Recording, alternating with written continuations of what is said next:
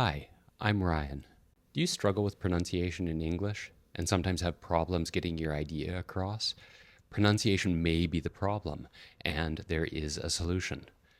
I want to give you a deep dive into the pronunciation of this o distinction today, and these are found on words like law and low. And if you're not saying these words correctly, it can lead to errors in understanding. So let's take a look at the sounds first. The aw sound, like in law, tends to be the difficult one for students. And this comes from deep in the throat, and it's kind of a growly sound.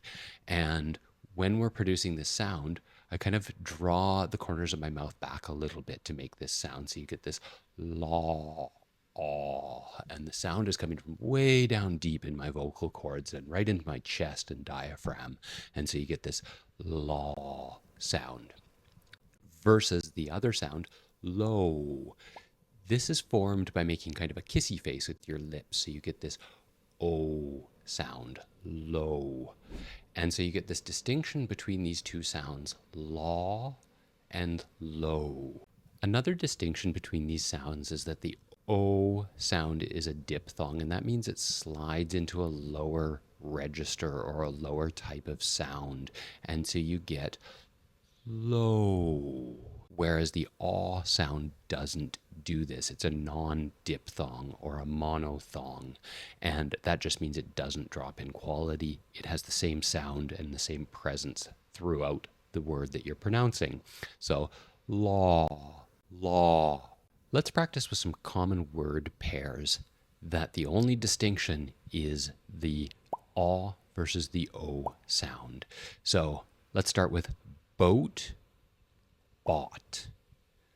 Boat, bought. Note, not. Coat, caught. Show, shaw. Go back in the video and repeat these until you're confident with the difference between these two sounds. And when you're feeling confident with the difference between these two sounds, move into the next phase, which is practicing some sentences. So let's practice some sentences together. I'm going to say the sentence and I want you to repeat it. I'll give you a little bit of space to repeat that sentence. He bought a boat last weekend.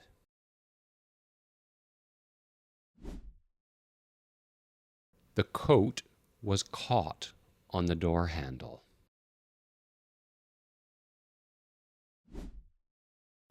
She wrote a note about what she ought to do. One of the things that you can do is train your brain to feel where these sounds come from.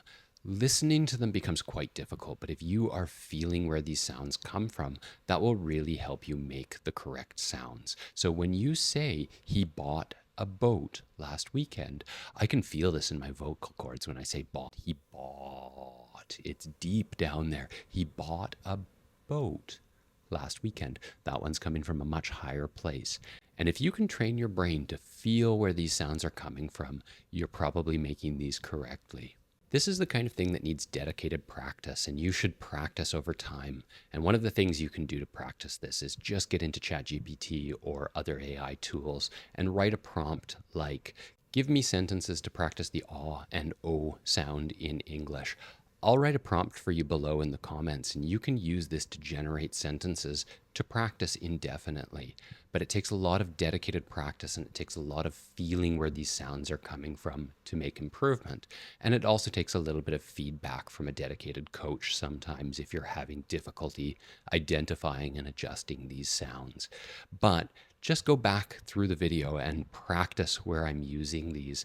Practice listening to the difference, practice feeling the difference, and I'm sure that you're going to improve very quickly with these sounds. Thank you very much. I'm Ryan, and this is English Learning Adventures. If you like what I do, give me a like and follow. It really helps me and it helps my channel, and I'm here to help you learn English and speak English more confidently and more fluently.